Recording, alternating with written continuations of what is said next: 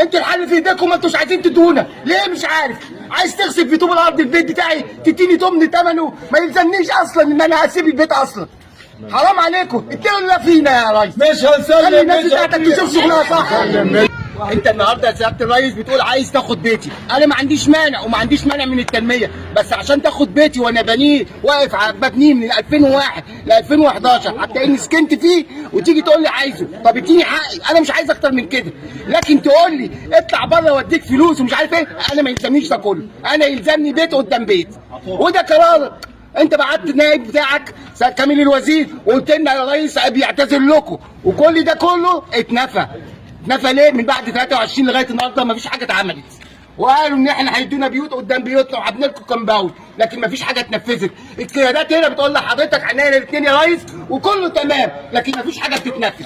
ليه؟ لان مفيش متابعه. لو في متابعه من ناحيه الرجاله اللي سعادتك بتقولها كان معلش كانت الحل اتعدل.